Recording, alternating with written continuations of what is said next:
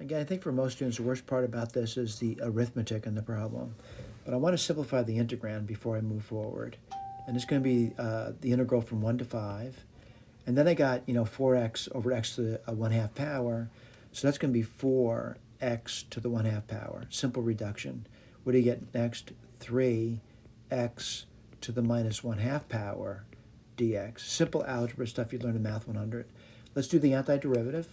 Well, it's going to be 4. I increase the exponent by 1. And what would you get? 3 over 2. And you're going to divide by 3 over 2 or multiply by its reciprocal, which is 2/3. Minus 3, we're going to increase the exponent by 1. So that means 1/2 then. You're going to either divide by half or multiply by its reciprocal, which is 2.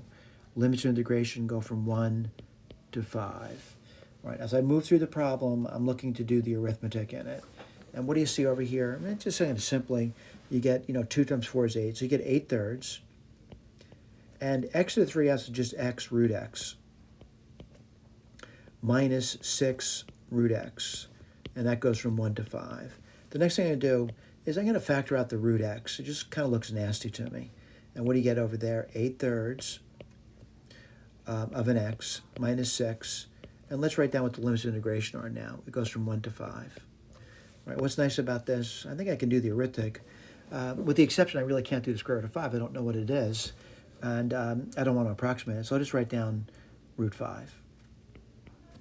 I got to do this in here. It's going to be 8 times 5, which is 40/3.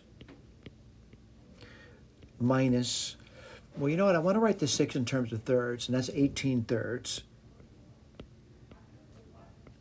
And then it's going to be minus the root of 1, which is just simply 1.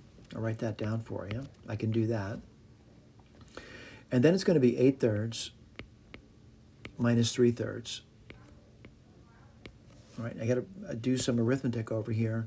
And what I kind of notice about this, everything's going to be in terms of thirds now. And what do you get? And I'm going to go through these subtractions now. 40 minus 18 is 22. So you get 22 root 5s. And then you get minus something. And what do you get? 8 minus 3 is 5. And I'm done. I did my evaluation. And of course, I make mistakes all the time. And, looking at the key, and you do want to look at the key, and I'm kind of just focusing in. I feel pretty comfortable about the other stuff. It's arithmetic I don't feel so comfortable about. Am I getting the same answer? And I'm not getting the same answer. I made a mistake somewhere. Let's see where I went wrong. I got 22 root 5. And where did I go wrong? Let's take a look at that.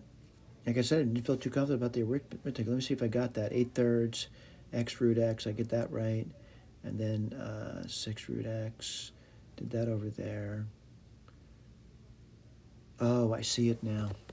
I'm going to erase it. I see my error. Erase this over here. And so what had that? I have no idea how it happened. I really don't. And that's often perplexing when someone looks back over their work and they say, how did that happen? It happened over here. And I said it was 1. I had 1 on my brain, by the way, but it's actually 6.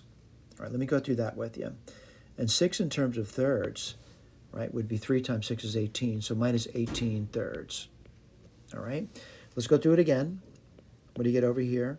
Common denominator of 3. And what do you get here? Root 5. 40 minus 18 is going to be 22. And then 8 minus 18 is minus 10. And minus a minus 10 is plus 10. All right? Mistakes happen, though. What do you get over here? We're getting the same thing. Thank you.